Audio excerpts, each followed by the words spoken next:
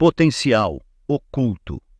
Como extrair o melhor de você e dos outros. Um livro escrito por Adam Grant. Parte 1. Habilidades de caráter. Como aprimorar o aprimoramento. No fim do século XIX, o fundador da psicologia fez uma declaração ousada. Aos 30 anos, escreveu William James: o caráter já se endureceu como argamassa e nunca mais cederá. Crianças poderiam desenvolver caráter, mas para adultos seria tarde demais. Recentemente, uma equipe de cientistas sociais iniciou um experimento para testar essa hipótese. Foram recrutados mais de 1.500 empreendedores envolvidos com a gestão de pequenas startups em áreas de produção, serviço e comércio na África Ocidental. Os participantes, homens e mulheres entre 30 e 50 anos, foram aleatoriamente divididos em 3 grupos. O primeiro era um grupo de controle, que seguiria a rotina de sempre. Os outros 2 eram grupos de treinamento. Eles passariam uma semana aprendendo novos conceitos, analisando-os em estudos de caso de outros empreendedores e aplicando-os às próprias startups com exercícios de simulação e reflexão. A diferença era que o treinamento de um grupo enfocava habilidades cognitivas e o do outro, habilidades de caráter. No treinamento de habilidades cognitivas, os voluntários participaram de um famoso curso de negócios criado pela Corporação Financeira Internacional. Eles estudaram finanças, contabilidade, RH, marketing e precificação, e usaram esse conhecimento para solucionar desafios e aproveitar oportunidades. No treinamento de habilidades de caráter, participaram de um curso de iniciativa pessoal projetado por psicólogos. Estudaram proatividade, disciplina e determinação e aprenderam a praticar essas qualidades. O treinamento de habilidades de caráter teve um impacto gigantesco. Depois de passarem apenas 5 dias praticando o que aprenderam, os empreendedores viram o rendimento de suas empresas crescer em média 30% nos 2 anos seguintes. Foi quase o triplo do aumento impulsionado pelo treinamento de habilidades cognitivas.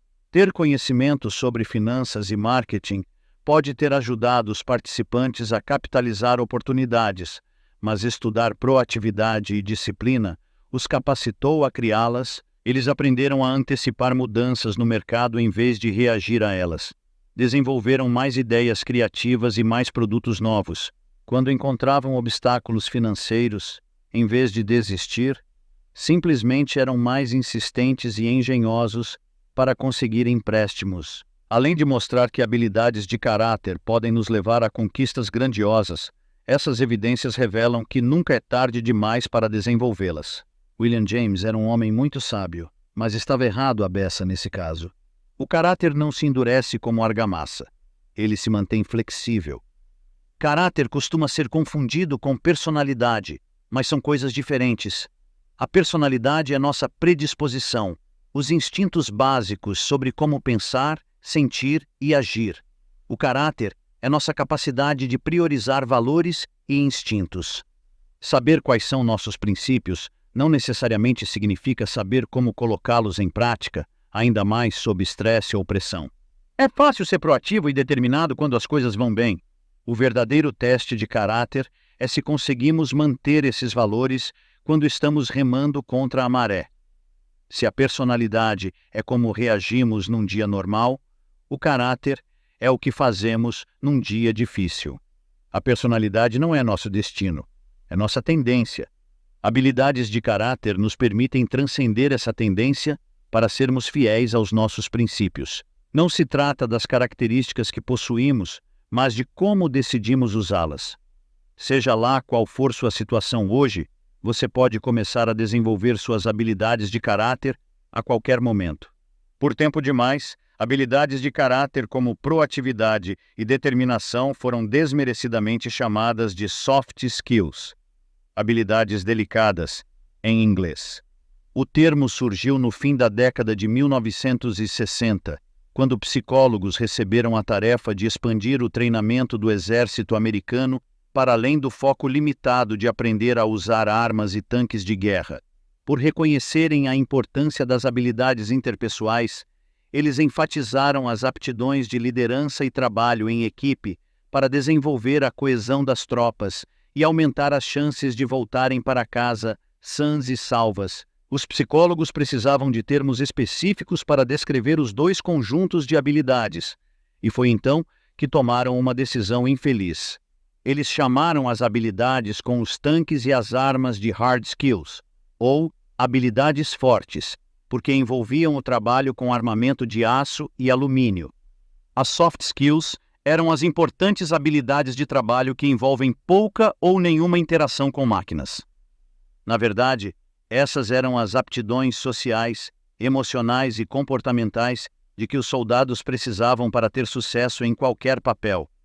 Elas só foram chamadas de delicadas, porque não eram usadas no trabalho com equipamentos de metal. Segundo essa definição, até saber lidar com finanças é uma soft skill. Alguns anos depois, os psicólogos recomendaram que o termo fosse aposentado.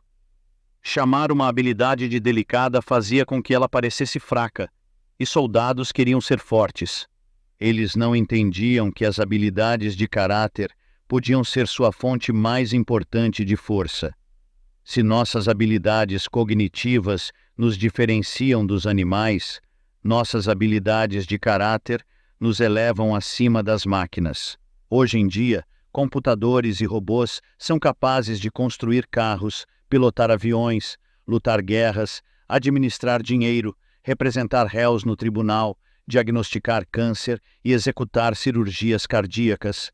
Conforme mais e mais habilidades cognitivas são automatizadas, pode-se dizer que nos encontramos em meio a uma revolução de caráter, com os avanços tecnológicos tornando interações e relacionamentos mais escassos. É cada vez mais importante dominar as habilidades que nos tornam humanos. Quando dizemos que sucesso e felicidade são nossos maiores objetivos na vida, acho curioso que o caráter não apareça na lista.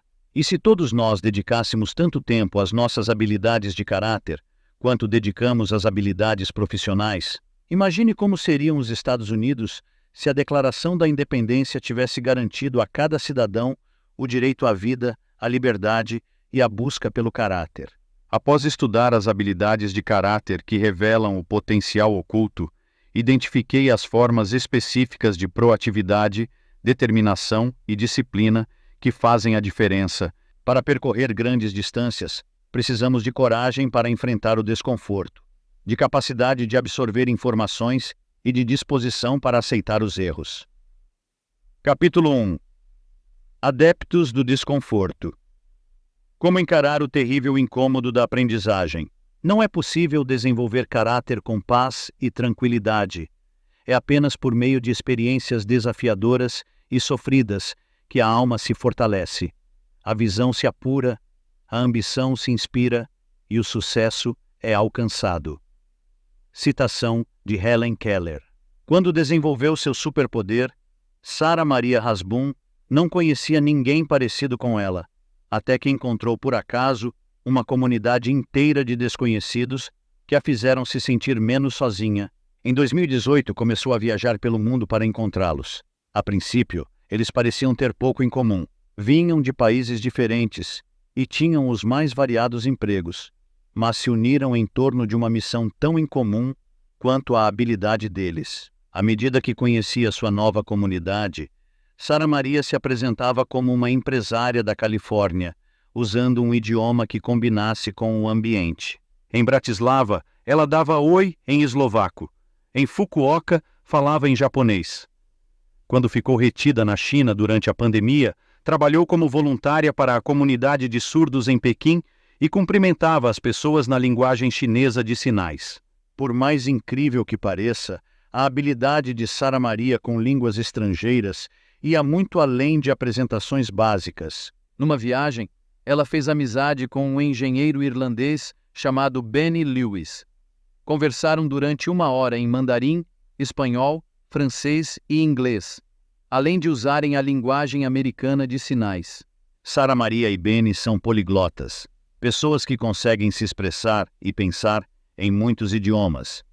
Ela fala 5 línguas com fluência e se vira em outras 4. Ele domina 6 idiomas e em outros 4 tem proficiência intermediária. Quando seus caminhos se cruzam no encontro anual de poliglotas, se querem ir além das 5 línguas que compartilham, não precisam ir muito longe.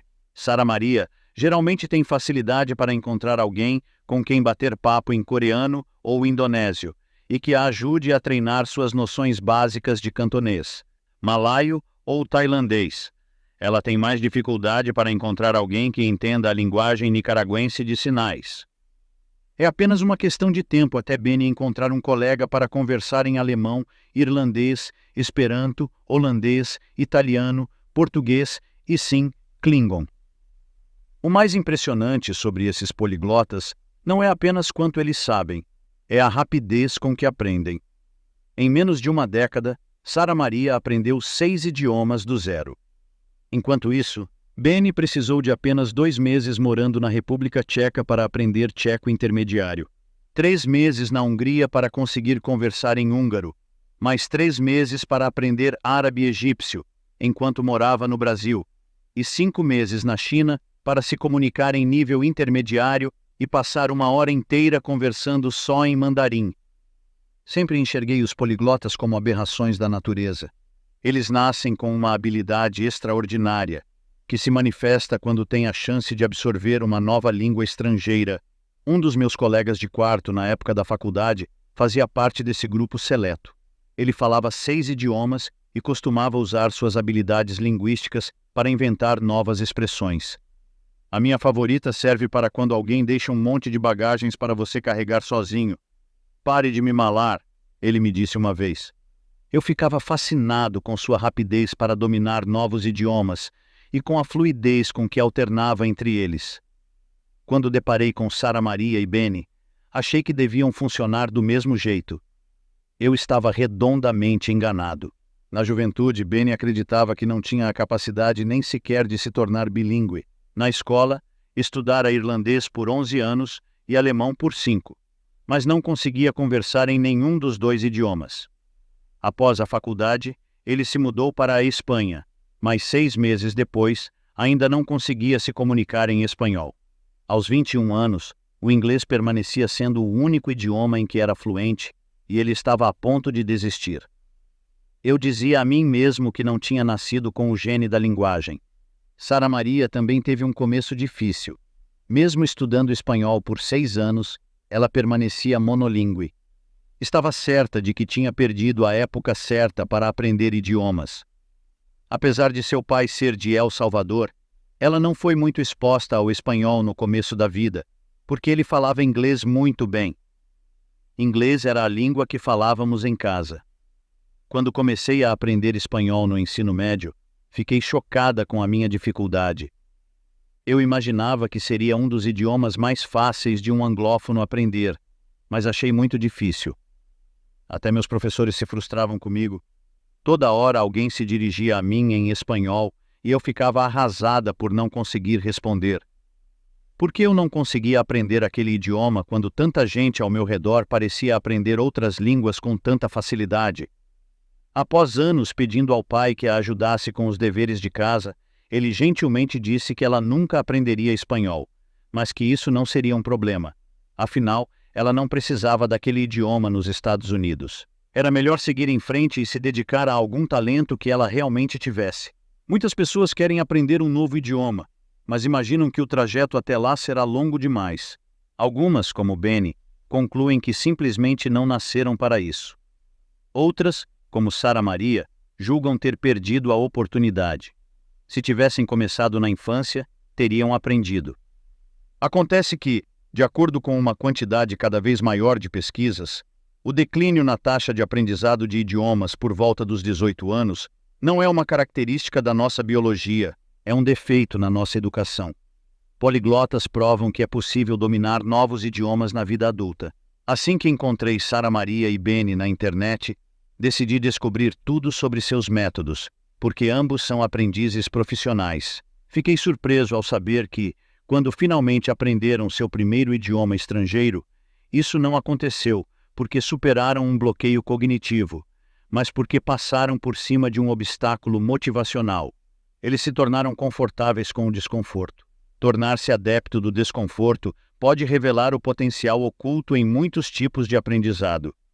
Tomar coragem para encarar o incômodo é uma habilidade de caráter, uma forma especialmente importante de determinação. São necessários 3 tipos de coragem: de abandonar os métodos conhecidos, de entrar no ringue antes de se sentir pronto e de cometer mais erros do que outras pessoas fazem tentativas. A melhor forma de acelerar o crescimento é aceitar, buscar e ampliar o desconforto. Questão de estilo. Existe uma prática comum em escolas que fez com que os alunos evitassem o desconforto. Ela surgiu como uma solução bem intencionada para um problema do sistema educacional americano. Por décadas, escolas foram organizadas como se fossem linhas de montagem. Os alunos eram vistos como peças intercambiáveis na produção em massa de jovens mentes. Apesar de suas especificidades, esses jovens eram obrigados a absorver o mesmo conhecimento por meio de aulas e palestras padronizadas. Na década de 1970, uma nova corrente de pensamento virou o mundo escolar de cabeça para baixo. A ideia principal era que as dificuldades dos alunos surgiam quando o método de ensino não era ajustado ao seu estilo de aprendizagem, ou seja, ao modo cognitivo mais adequado para que pudessem absorver e reter informações. Para compreender novos conceitos, os aprendizes verbais precisariam ler e escrever o conteúdo. Os visuais teriam que vê-lo por meio de imagens, diagramas e gráficos. Os auditivos deveriam escutá-lo em voz alta. E os sinestésicos precisariam vivenciá-lo na prática, com movimentos corporais. A teoria dos estilos de aprendizagem fez um sucesso estrondoso. Pais ficaram empolgadíssimos com o reconhecimento da individualidade dos seus filhos. Professores adoraram ter a liberdade de mudar métodos e personalizar o material. Hoje, estilos de aprendizagem são a base do treinamento pedagógico e da experiência estudantil. Ao redor do mundo, 89% dos professores acreditam que seu estilo de ensino precisa se adequar ao estilo de aprendizagem de cada aluno. Muitos estudantes me disseram que preferem podcasts a livros porque são aprendizes auditivos. Será que você decidiu ler este livro porque se identifica como aprendiz verbal ou visual? Só tem um pequeno problema com os estilos de aprendizagem. Eles são um mito. Quando uma equipe de especialistas conduziu uma revisão extensiva de várias décadas de pesquisas sobre estilos de aprendizagem, encontrou uma assustadora falta de evidências para sustentar a teoria. Em experimentos controlados com aulas específicas e estudos longitudinais ao longo de um semestre, jovens e adultos não tiveram resultados melhores em avaliações quando os professores ou seus hábitos de estudo se alinharam com suas habilidades ou preferências. Não existem provas suficientes que justifiquem incorporar avaliações de estilos de aprendizagem na prática educacional, concluíram os pesquisadores. O contraste entre a imensa popularidade dos estilos de aprendizagem dentro da pedagogia e a ausência de evidências da sua utilidade é impressionante e inquietante. É claro que não queremos voltar ao rígido modelo industrial de educação, mas as pessoas também não deveriam ser confinadas a um estilo de aprendizagem específico. Talvez você continue preferindo um estilo para absorver novos conhecimentos e habilidades. Mas o que sabemos agora é que sua preferência não é imutável e que alimentar apenas seus pontos fortes impede você de melhorar seus pontos fracos. A maneira como gostamos de aprender nos deixa confortáveis, mas não necessariamente é a melhor opção. Às vezes temos resultados melhores com o modo que nos causa desconforto, porque precisamos nos esforçar mais. Esta é a primeira forma de coragem: ter a bravura de encarar o incômodo e abrir mão do estilo de estudo preferido. Foi na comédia que encontrei um dos melhores exemplos disso. Quando Steve Martin começou a fazer apresentações de stand-up na década de 1960, ninguém ria das suas piadas. Durante um show, um espectador chegou a se levantar e jogar uma taça de vinho nele. Eu não tinha talento natural, reflete Steve. Seus primeiros críticos concordavam. Um deles escreveu que Steve era o maior erro que as casas de shows já cometeram na história de Los Angeles. Costumamos presumir que grandes artistas desenvolvem seu trabalho ouvindo, assistindo e praticando. Foi isso que Steve fez. Ele ouvia o material de outras pessoas, observava como se comportavam, acrescentava suas próprias histórias e treinava a apresentar a mistura. Apesar de passar horas se preparando, suas apresentações eram sem sal. Certa noite, ele passou 5 minutos sem ouvir uma única risada na plateia. E mais 5 minutos. E mais 5. Enquanto suava no palco, 20 minutos se passaram sem reação do público. Assistir, ouvir e praticar não o estavam ajudando a se desenvolver. O único método que Steve havia descartado para avançar na comédia era escrever, pois não fazia seu estilo. Ele detestava escrever porque não tinha uma facilidade natural para essa prática. Era difícil, muito difícil. Se você também se sente assim, não é o único. Até os melhores escritores que conheço fazem de tudo para evitar a escrita. A procrastinação é um problema comum sempre que nos forçamos a sair da nossa zona de conforto. Como descreve o blogueiro Tim Urban, o cérebro é sequestrado pela gratificação instantânea, preferindo o que é fácil e divertido ao trabalho duro que precisa ser feito. Depois de desperdiçar seu tempo, tudo que você tem a mostrar é uma profunda sensação de inadequação e ociosidade. Você queimou sua autoestima nas chamas da vergonha. Se escrever não for seu estilo de aprendizagem preferido, é porque provavelmente você tem bloqueio de escritor. Bloqueio de escritor é uma expressão rebuscada inventada por reclamões que só queriam uma desculpa para encher a cara, brinca Steve Martin. Existe um motivo para não falarmos em bloqueio de dançarino ou bloqueio de carpinteiro. O bloqueio de escritor não passa de um bloqueio de raciocínio. Ficamos empacados porque não sabemos o que dizer. Alguns escritores entram no clima ao digitar frases das suas obras favoritas. Eu tenho ideias enquanto respondo a e-mails. É como um aquecimento para ganhar impulso. Quando escrever se torna parte da rotina, as palavras começam a fluir na página da mesma forma que fluem para fora da boca. Psicólogos descobriram que, quando pessoas eram aleatoriamente selecionadas para seguir rotinas diárias de escrita, a produção delas quadruplicava, e dedicar meros 15 minutos por dia era suficiente para fazer progresso. E agora temos robôs de inteligência artificial para nos ajudar em experimentos preliminares. Ferramentas como o ChatGPT e Bing aumentaram a qualidade e a quantidade da produção escrita de diversos profissionais, principalmente escritores que tinham dificuldade de escrever, porque o esforço da criação de um rascunho foi transferido para a elaboração e a edição de ideias. Só para deixar claro, não escrevi nenhuma vírgula deste livro usando IA, mas a IA provavelmente diria a mesma coisa.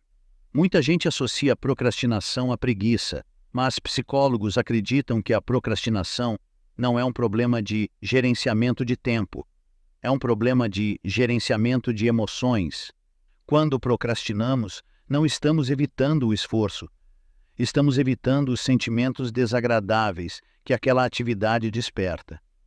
Só que, mais cedo ou mais tarde, entendemos que também estamos evitando chegar aonde queremos ir. Por um tempo, Steve Martin enrolou para escrever as próprias piadas. Por que ele sentaria a bunda na cadeira para fazer algo que detestava quando era tão mais divertido aproveitar o material alheio e improvisar no palco? Quem estava no controle era a gratificação instantânea. Só que, após alguns anos penosos, caiu a terrível ficha de que, para ter sucesso como comediante, eu precisaria escrever tudo sozinho, lembra ele. Steve tomou coragem para sair da zona de conforto. Ele aprenderia a escrever piadas. Ao ficar sabendo de um programa de auditório que procurava jovens roteiristas, ele enviou parte do seu material, mas não foi selecionado. Eu não sabia escrever, me contou. Mesmo assim, o chefe da equipe lhe deu uma oportunidade. Ele já tinha visto Steve tocando banjo, o achava peculiar e pagou seu salário do próprio bolso. Quando pediram a Steve que escrevesse a introdução de um quadro, ele ficou paralisado de medo. Seu bloqueio de escritor foi tão intenso que, ao não conseguir escrever uma única palavra, ele ligou para o colega de quarto e pediu uma piada emprestada. Ela foi tão boa que o contrataram. Steve passou os anos seguintes escrevendo para a TV durante o dia e fazendo stand-up à noite. Escrever era um trabalho árduo, mas ele aceitava esse fato cada vez melhor. Ao mesmo tempo, continuava colecionando fracassos no palco. Seu agente chegou a lhe dizer para insistir na escrita.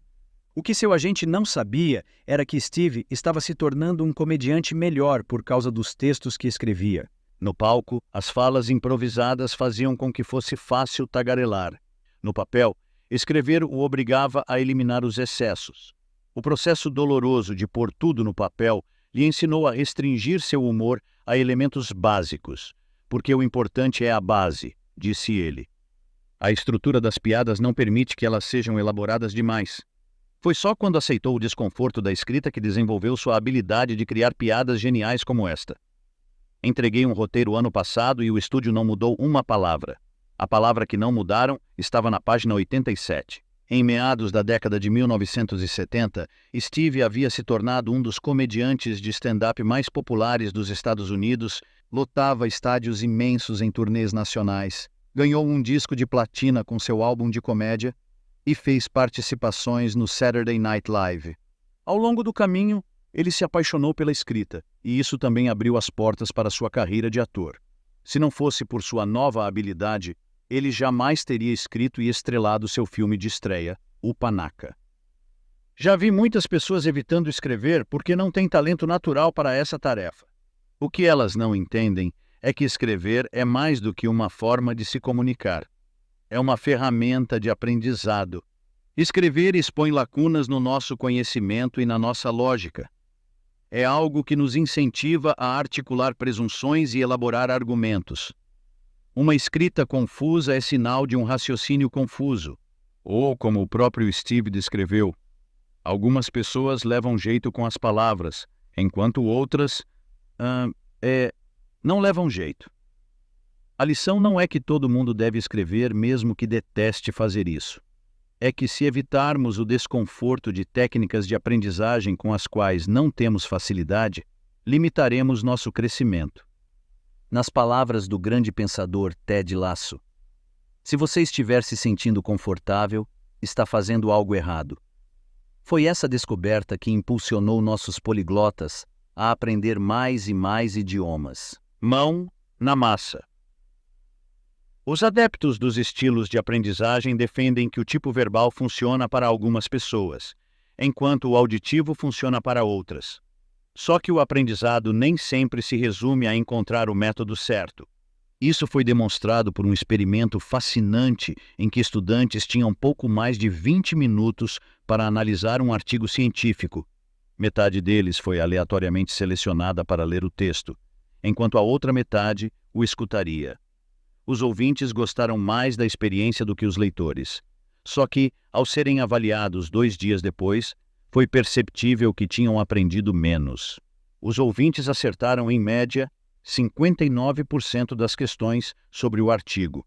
Os leitores, 81%, apesar de escutar ser mais divertido em geral, ler melhora a compreensão e a memória. Enquanto a escuta promove o pensamento intuitivo, a leitura ativa um raciocínio mais analítico. Isso se aplica, por exemplo, ao inglês e ao chinês. As pessoas exibem mais racionalidade lógica quando leem perguntas e charadas, do que quando as ouvem nesses idiomas.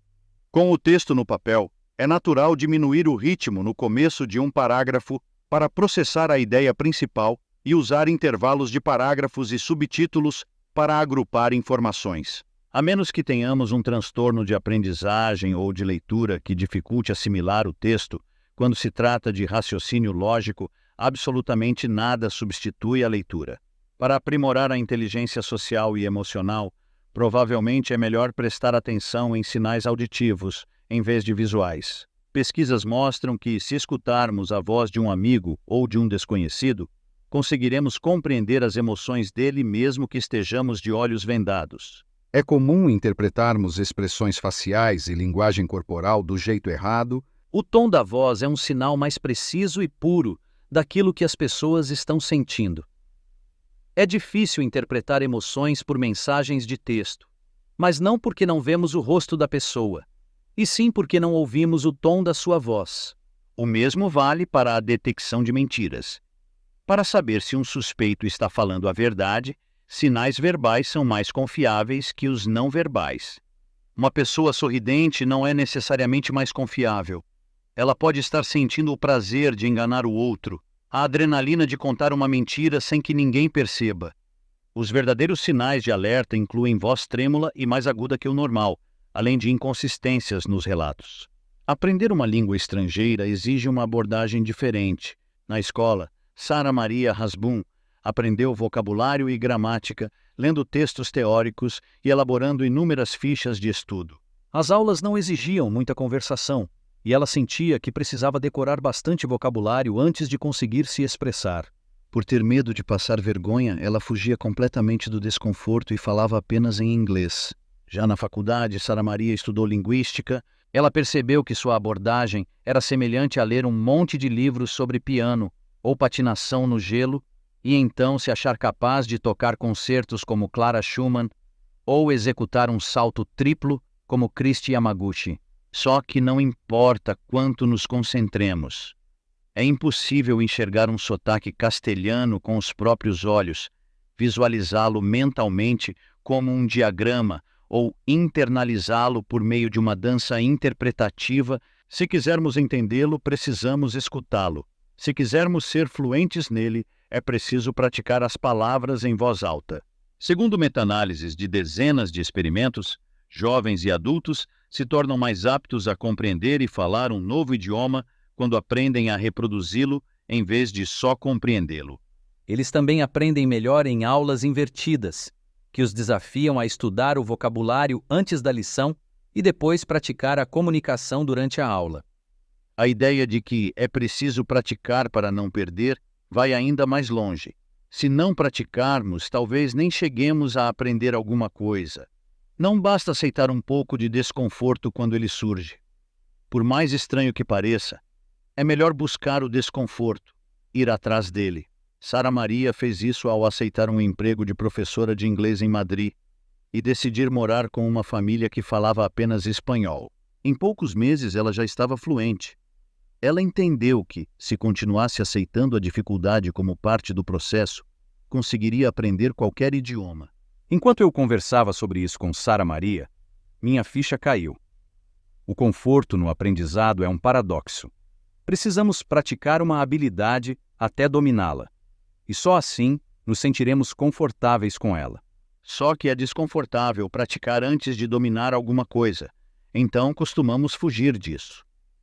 Para acelerar o aprendizado, precisamos de uma segunda forma de coragem, a bravura de usar o conhecimento à medida que aprendemos. Incômodo proposital.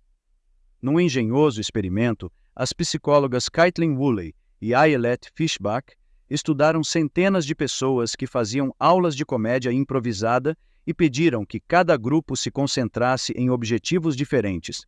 Os alunos que persistiram por mais tempo e que correram mais riscos criativos não foram os incentivados a se concentrar no aprendizado, foram os aconselhados a buscar o desconforto.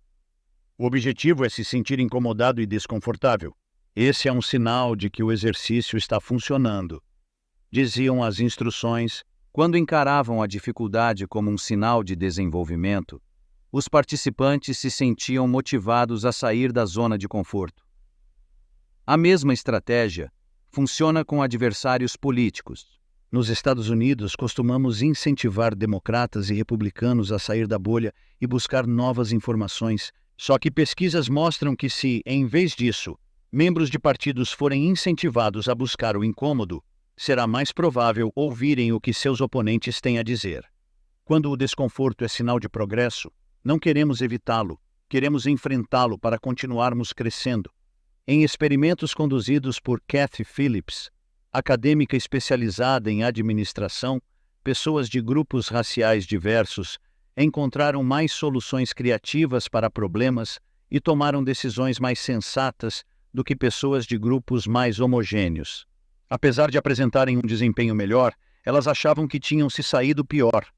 A diversidade as deixava desconfortáveis. Ironicamente, esse desconforto era parte do que gerava o sucesso. Era o que as fazia pensar de maneira mais sistemática, preparar-se melhor, explicar seu ponto de vista com mais clareza e ouvir com mais atenção.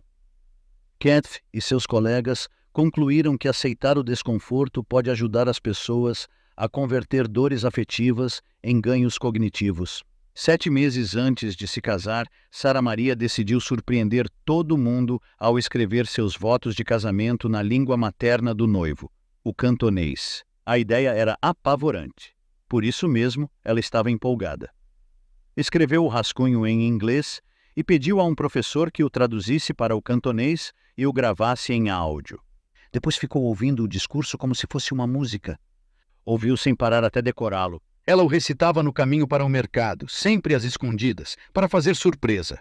Já prevendo que os sogros atestariam após o discurso, ela começou a fazer algo que chama de spam cerebral. Ficou escutando podcasts em cantonês e assistindo a filmes nesse idioma. Praticava a conversação diariamente com um professor particular, encarando a preocupação de errar as palavras e a vergonha de recitar seus votos com a pronúncia errada. Teve pesadelos nos quais passava vexame, mas lembrava a si mesma que sentir-se incomodada e cometer erros era um sinal de aprendizado. No fim das contas, seu discurso de casamento foi lindo e sua pronúncia foi perfeita. Mais tarde naquela noite, ela bateu papo com a avó do marido, que só falava cantonês, e seus sogros ficaram emocionados por ela ter se esforçado para honrar a cultura deles e aprender seu idioma. Você não precisa absorver toda uma biblioteca de conhecimento para começar a se comunicar. Nossa biblioteca mental se expande conforme nos comunicamos. Quando perguntei a Sara Maria qual o melhor jeito de começar, ela disse que não espera mais até ter um nível básico de proficiência. Ela se comunica desde o primeiro dia, superando a vergonha. Estou sempre tentando convencer as pessoas a falar, explica ela. Basta decorar umas frases, um textinho se apresentando e explicando por que você está aprendendo o idioma. Esse conselho mudou a vida de Benny Lewis. No período que passou na Espanha, ele comprou um exemplar em espanhol de O Senhor dos Anéis e sentou com um dicionário para traduzir a história que amava. Demorou 1 semana para terminar a primeira página. Uma já foi, agora só faltam 700. Após 6 meses sem conseguir falar espanhol, ele percebeu que tinha tentado de tudo, menos falar o idioma. Isso exigiu uma terceira forma de coragem. Não apenas aceitar e buscar o desconforto, mas ampliá-lo ao perder o medo de cometer mais erros. Morda a língua. Certa vez viajei para Costa Rica com um primo. Quando entramos num restaurante após uma longa caminhada, ele comentou que o suco de laranja parecia delicioso. Fez o pedido e o garçom caiu na gargalhada. Em vez de jugo de laranja, ele havia pedido um fruto de periódico, ou seja, uma fruta de jornal. Quando tentamos falar um novo idioma pela primeira vez, é normal sentir uma pontada de ansiedade. Se nos enrolarmos com uma palavra, passaremos vergonha. Se cometermos uma gafe, talvez ofendamos alguém. Minha esposa, Alison, estudou japonês no ensino médio, e a última prova incluía um passeio até um restaurante onde ela deveria fazer o pedido em japonês. Ela ficou com tanto medo de errar e ser reprovada na prova que fingiu estar doente. Aí entra a coragem. Para praticar um idioma, é preciso bravura para cometer erros. Quanto mais, melhor. Sara Maria acredita que esse é um dos motivos pelos quais crianças costumam absorver línguas estrangeiras mais rápido que adultos. Sim, elas têm a vantagem de ter mais plasticidade cerebral. A mente em desenvolvimento cria conexões mais rápido que as desenvolvidas e menos interferência de conhecimentos anteriores. Elas não se prendem às regras gramaticais de um idioma. Mas também são extremamente imunes ao medo da vergonha e ao desconforto do erro. Crianças não se fazem de rogadas para se comunicar. Elas começam a tagarelar assim que aprendem palavras novas. Não têm medo de parecer burras nem de ser julgadas. Elas adoram a fruta de jornal. A ideia de cometer erros é especialmente incômoda quando somos tímidos. A timidez é o medo do julgamento em situações sociais, e Benny Lewis tinha esse medo para dar e vender. Quando adolescente, sem muito traquejo social, ele frequentava festas e ficava escondido num canto, jogando no celular. Nas aulas de idiomas nunca levantava a mão. Quando se mudou para a Espanha, preferiu se aproximar só de gente que também falasse inglês. No tratamento de fobias, terapeutas usam 2 tipos diferentes de terapia de exposição: dessensibilização sistemática e inundação. A dessensibilização sistemática começa com uma microdose de ameaça, que vai sendo aumentada aos poucos, com o tempo. Se você tiver medo de aranha, por exemplo, pode começar desenhando uma e depois observar o próprio bicho dentro de uma caixa transparente do outro lado do cômodo. Antes que depare com uma tarântula no banheiro, você aprende a lidar com o medo em situações menos ameaçadoras. A inundação é o oposto. É possível que o terapeuta jogue um inseto asqueroso direto no seu braço? Claro. Talvez você tenha um ataque, mas, após sobreviver sem um arranhão, seu pavor visceral tende a desaparecer. A terapia de exposição reduz o desconforto ao aumentá-lo. Um exemplo extremo acontece nas aulas de aviação, quando quase nada é mais assustador que uma aeronave estolando. O stall ocorre quando um avião perde a sustentação e começa a cair, em geral porque o piloto comete o erro de voar abaixo da velocidade mínima ou inclinado demais. A perda de sustentação é responsável por 15% dos acidentes fatais com aviões comerciais e por quase 25% das tragédias com aeronaves particulares. Muitos pilotos têm pesadelos com seus aviões caindo do céu. Se você começar um curso de aviação, passará por uma dessensibilização sistemática num simulador de voo. O simulador deixará você familiarizado com o funcionamento e as sensações de um stall. O que fazer com as mãos, como fica o horizonte no início da queda. Só que quando você estiver na cabine de verdade, chegará o momento em que seu instrutor de voo dará uma ordem pavorosa: diminua a velocidade e levante o nariz da aeronave até que ela perca a sustentação. Essa é a parte que só é possível vivenciar por meio de um stall completo. A sua amígdala não se importa com quantas vezes você treinou no simulador de voo, nem com o fato de que está a vários metros no ar, com tempo suficiente para resolver o problema. Você está preso numa gaiola de metal imensa, caindo rumo ao chão num mergulho incontrolável. E não há nada que possa preparar um ser humano para o pavor puro de propositalmente fazer uma aeronave despencar feito uma pedra. Para conseguir um brevet nos Estados Unidos, é preciso demonstrar capacidade de corrigir um stall e aterrissar em segurança. Programas de treinamento eficientes são criados para apresentar novas e inesperadas ameaças. Evidências indicam que esse elemento surpresa é essencial. Se o treinamento de stall se tornar uma rotina previsível, deixará de preparar os pilotos para emergências da vida real. É impossível estar pronto para tudo se você não treinar para tudo. Pilotos aprendem a lidar com o desconforto ao intensificá-lo e desenvolvem suas habilidades conforme lidam com ele. Aumentar o desconforto foi essencial para Benny Lewis aprender novos idiomas. Para superar a timidez, Benny começou uma dessensibilização sistemática. Ele se inseria em situações levemente incômodas, puxava assunto com desconhecidos na rua enquanto usava um chapéu de duende ou chegava aos eventos com seu próprio projetor de luzes de discoteca. Ele começou a perder a inibição, oferecendo tampões de ouvido para as pessoas em eventos barulhentos e fazendo brindes com desconhecidos em bares. Após mais 6 meses na Espanha, ele já falava espanhol muito bem e planejava se mudar para a Itália, a fim de aprender o próximo idioma. Foi só uma questão de tempo até ele se tornar expert em aprender novas línguas. Seu objetivo era levar poucos meses para aprender a conversar com desconhecidos num idioma diferente e ensinar outras pessoas a fazer o mesmo. E isso o levou à inundação. Benny chama esse processo de paraquedismo social. Quando chega a um novo país, ele se compromete a abordar qualquer um que passe mais de 5 segundos ao seu lado. Em vez de puxar papo com assuntos triviais, ele tem uma abordagem mais intensa para conseguir uma resposta mais elaborada. Ao deparar com uma pessoa de Valência, onde havia morado na Espanha, ele começou a cantar uma música local.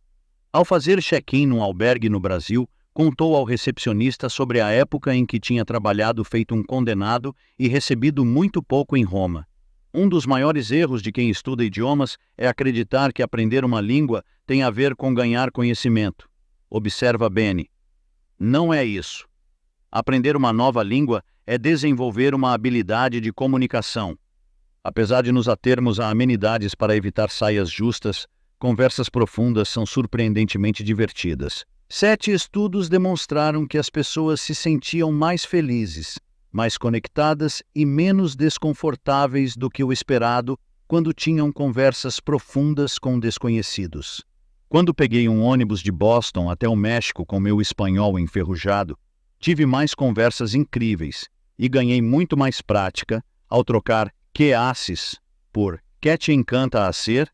Em vez de perguntar o que as pessoas faziam da vida, eu perguntava quais eram seus hobbies. O aprendizado costuma ser compreendido como o processo de reconhecer, corrigir e prevenir erros, mas Benny acredita que, se você quiser se tornar proficiente num idioma, em vez de tentar reduzir os erros, deve se esforçar para cometê-los com mais frequência. No fim das contas, ele tem razão. Muitos experimentos mostraram que estudantes terão menos probabilidade de errar em testes futuros se forem encorajados a chutar uma resposta errada antes de descobrirem a correta. Quando somos incentivados a errar, acabamos errando menos. Os equívocos anteriores nos lembram da resposta correta e nos incentivam a continuar aprendendo. Quando decide aprender um novo idioma, Benny estabelece um objetivo ambicioso: cometer pelo menos 200 erros por dia. Ele avalia o próprio progresso de acordo com o número de erros que comete.